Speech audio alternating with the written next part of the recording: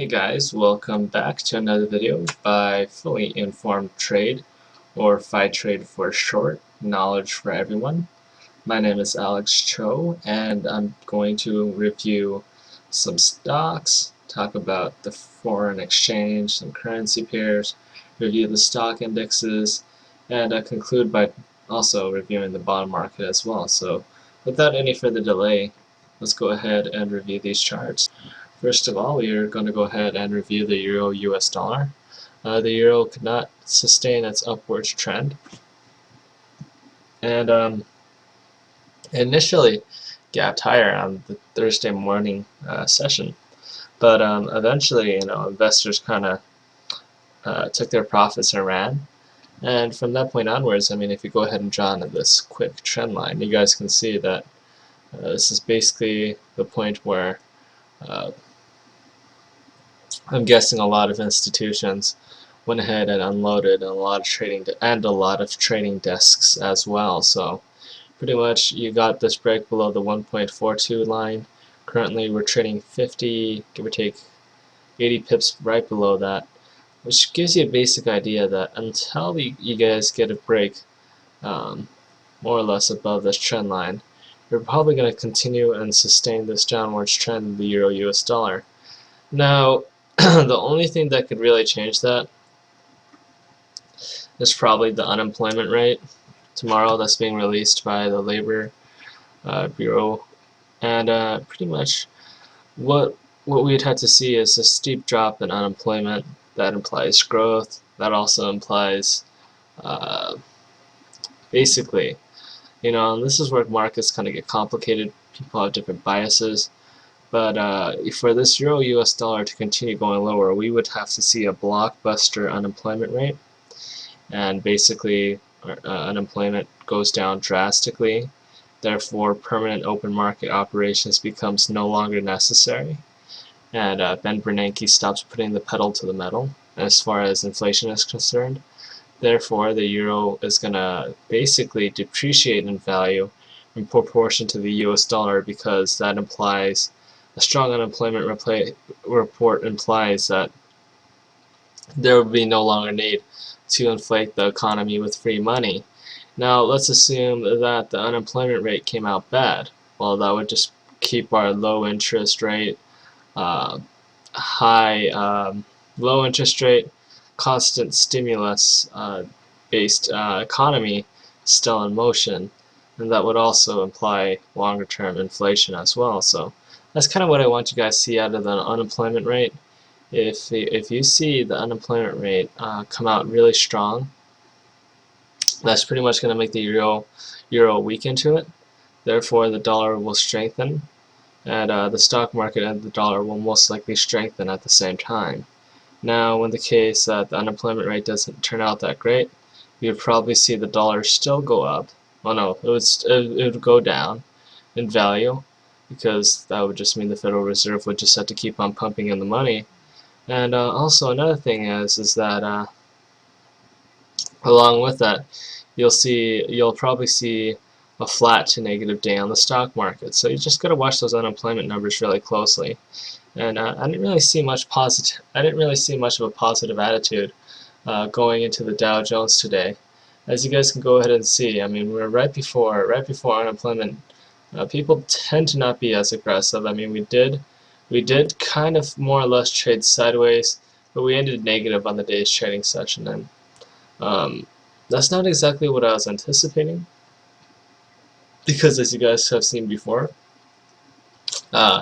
US dollar index, if we go ahead and zoom back a bit, you guys will see that on Thursday the dollar index was basically collapsing, but it was able to make back all of its gains, and that in itself is a good reason to anticipate a weaker stock market throughout the day. If you guys go ahead and zoom in a bit, you guys will notice that from around 10:30 a.m. onwards, the dollar index did strengthen, and throughout this whole period, you guys will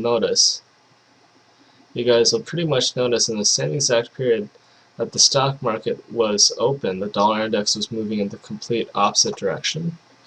And you see this huge rally right before the stock market closed, And if you guys look at the Dow Jones Industrial Average very closely, you guys will notice that at the very end of the trading session, you saw a huge sell-off of the Dow Jones and stocks in general.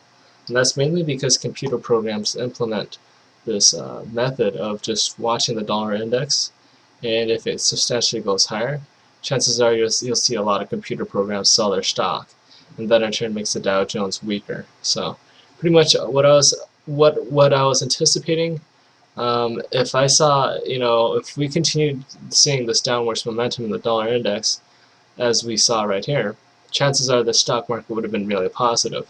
But because it reversed and it continued going higher throughout the day, I mean, it started off negative, but then, it made back whatever it lost, and pretty much, if you guys look back to the Dow Jones, you guys will notice that on Thursday we started negative, and then we gained a bit after the dollar index fell, went down a bit, and then we just closed really negative. So you just got to watch that dollar very closely, and be sure to just keep a close eye on it when making your trading decisions. The next chart I want to review is the bond market. Now, the bond market, if you guys go ahead and look closely, you guys will notice that around 10 a.m. onwards, 10:30 a.m. onwards, the bond market went ahead and shot upwards. Now, here's the thing: if you guys look back on the dollar index, what was happening at 10:30 a.m. onwards? Well, pretty much the dollar index went up higher, and what you saw in the bond market is that at around 10 a.m. onwards, it just went higher as well. Of course, it died down a bit at around 1 p.m. onwards, and let's see what the dollar index was doing at 1 p.m.